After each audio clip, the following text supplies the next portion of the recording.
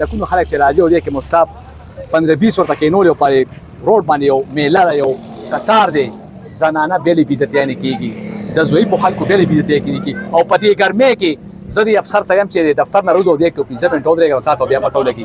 بیا تاجرانو کې داسې غټ غټ تاجران شته، په دې نوښار کې ډېرې غټې غټې سټې شته، را دي چې د دوی د خوراک انتظام، اوبو انتظام او دوی ته سهولیات ورکړي.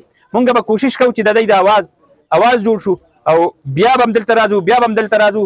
کوشش به کوو چې څه اسانتیا د دې قوم دپاره پیدا کولی شو. علیکم ګرانو کتونکو، زه تفهیم زیم شاجي. ګرانو کتونکو، مونږ دلته زاخیلو کې چې کوم د افغان مهاجرینو د واپسۍ دلته کې د رجسټریشن وطن ته د واپس کېدو چې کوم مین سنټر جوړ دی، د هغې مخې ته ولاړ یو او زړه مو ډېر زیات خفه شو او افسوس مقام دی دلته کې یو انساني المیه هغه جوړه ده. په زرګونو خلک دې ټایم کې چې کوم د خاص کر د پنجاب نه روان دي، دا تاسو ته به ښکاري د ګاډي ډک ولاړ دي، پکې زنانه، ماشومان، بوډاګان، مریضان او قسمه قسم مرضونو کې مبتلا خلک هغه موجود دي. نو هغه د سخته ګرمۍ کې په دې ګرم فرش باندې پراته دي. دا دې ټایم کې زه ګڼم ټول پښتون قوم نه تماشه جوړه ده او افسوس خبره دا ده چې دا دومره لوی عمل دا شروع دی، خو دلته کې پراپر د اوبو بندوبست نشته، پراپر د بیت الخلا بندوبست نشته. دلته کې ماشومان دي، دلته کې جینکۍ دي، دلته کې ښځې دي، دلته بوډاګان دي او د هغوی دپاره د ژوند هغه ایمرجنسي ضروریات هم نشته. بیا میډیکل فیسیلیټي څه ډسپنسري دا نشته. UNHCR د طرف نه چې کوم کیمپ جوړ دی، نو زما اندازه دا ده چې هغې نه دوی ته د اوبو هغه ضرورت هم نه پوره کېږي. په هر حال زه دې ټایم کې خپل ټول سیاسي جمهور ته یو اپیل کوم، زه خپل حکومت ته اپیل کوم چې حکومتي فیصلې دي د افغان مهاجرینو د نقل مکانۍ دي، د وطن واپسۍ دي، خو براه کرم ازراه کرم داسې یو ماحول هغه دې جوړ نه کړی شي چې دا کم خلک واپس روان دي نو دی نه په پنجاب کې 50 زره روپۍ 60 زره روپۍ تیار ګاډو کې سواره خلک هغه کوزیږي او هغوی نه پیسې اخیستې کېږي. نو دا د پښتون تذلیل د پنجاب په دروازه کې دی. د دې نه دې دا حکومت منې کړی شي. بل دی ته د په لاره باندې مختلف کیمپونه ولګوي چې دی ته اوبه ورکړي، خوراک ورکړي، دی ته د میډیکل چې کوم ایمرجنسي فیسیلیټي هغه خو دې ورکړي. دلته کې زنانه په سړکونو کې دا تاسو ته ښکاري پردې لګولي دي او په دې ګرم سړک باندې پراته دي. چا کې څه احساس شته؟ او زما دلته نوښار حوالې سره بیا زه ووایم دلته ډېر اهل خیر خلک پراته دي، ډېر غټ غټ پښتانه او ډېر صاحب ثروت خلک پراته دي، سماجي تنظیمونه دي. ای دې راشي دلته دې د خدمت وکړي، د دوی د اوبو بندوبست وکړي، د علاج بندوبست وکړي. شاجي ما سره دلته دا ټوله تماشه وکړه.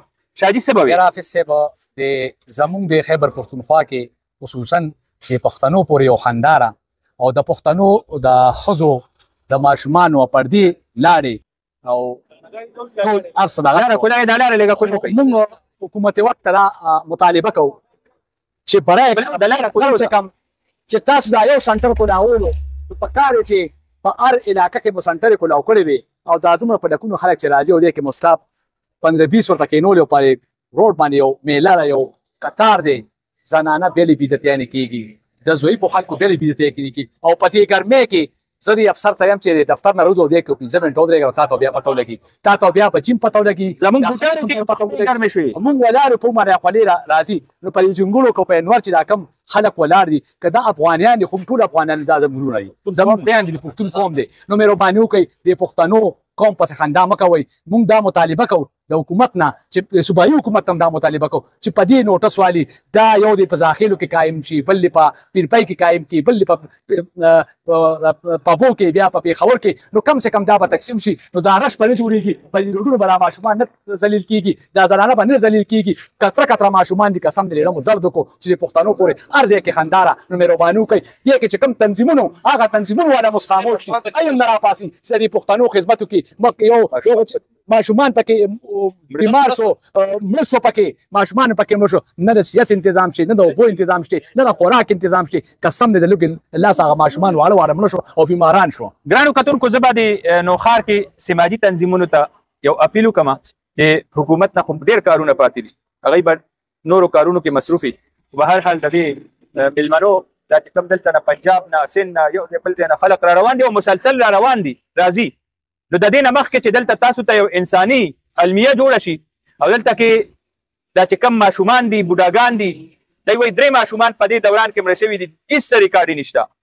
نو مختلف تنظیمونه شته ای د فیسیلیټیټ کې مختلفو ځایونو کې ورته واړه واړه فیسیلیټیشن کیمپس لګوي. دلته دي ډسپنسریانې راوړي په دې وطن کې الخدمت فاونډیشن شته امه ویلفیر ټرسټ شته نور فلاح انسانیت شته ټینټونه یې ورته ولګي ټینټونه یې ورته ولګي. دا خلک راغلي دي 3 شپې 2 شپې وشي او په دې سړک پراته دي د الله عذاب به در باندې راشي د دوی دا انتظام وکړي. یا تاجرانو کې داسې غټ غټ تاجران شته په دې نوښار کې ډېرې غټې غټې سټې شته را دي چې د دوی د خوراک انتظام اوبو انتظام او دوی ته سهولیات ورکړي. مونږ به کوشش کوو چې د دوی د اواز جوړ شو او بیا به هم دلته راځو کوشش به کوو چې څه اسانتیا د دې قوم دپاره پیدا کولی شو ذریعه جوړېدی شو چې هغه جوړ شو. اجازت غواړو.